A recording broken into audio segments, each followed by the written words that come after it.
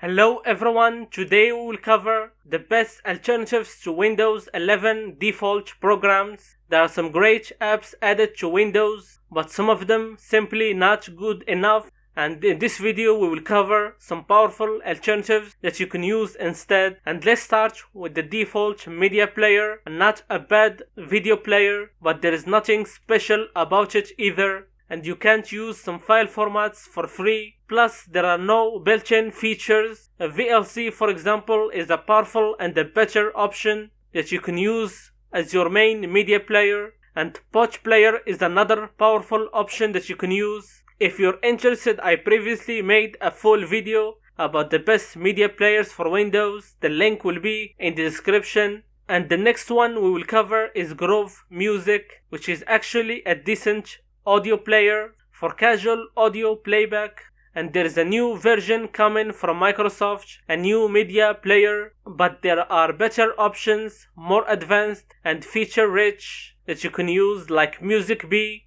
my personal default music player, Media Monkey, another powerful option. For more recommendations, I previously made a video about music players for Windows. The link will be in the description.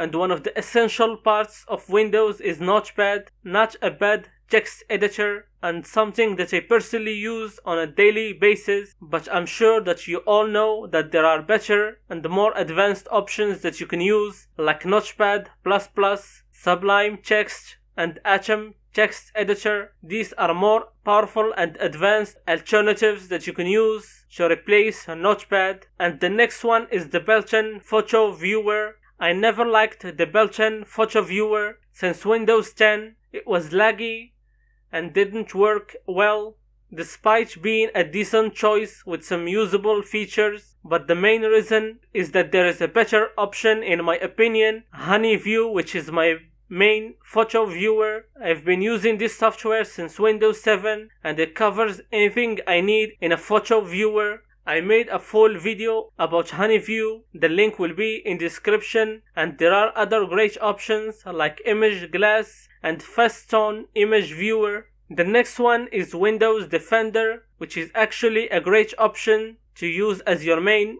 antivirus software. It's improved a lot in the last couple of years and it's a decent choice for most users, but there are other great options like Malwarebytes Anti-Malware. Not exactly a free software, but the free version is still a great option that you can use alongside Windows Defender. And there are other great options like Byte Defender Free Edition and Kaspersky Free. If you're interested, I can make a video about the best free antivirus programs for Windows. The next one is File Explorer. I made a first look video on the new File Explorer, but in general it's the same with some new icons and basic changes to the interface. There are more powerful alternatives like RX Explorer, XY Explorer, and One Commander, which offers more features and some basic options that any Windows user wants, like the ability to use multiple tabs in the same window and better tools to organize your files and folders.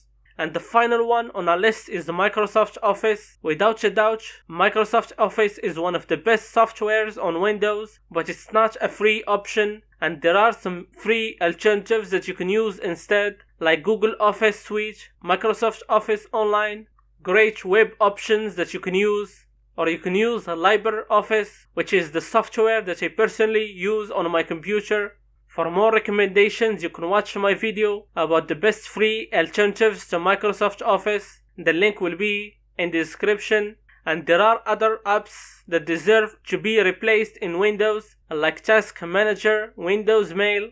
Of course, there are some great Windows apps that are included in Windows 11. If you're interested, I can make a video about the most useful Windows apps. And if you want a more in-depth tutorial with more alternatives to any of the apps we covered today, or if there are any other apps that you want me to cover, let me know in the comments. And don't forget to like and subscribe for more Windows 11 tutorials and more useful software. Until next time, bye.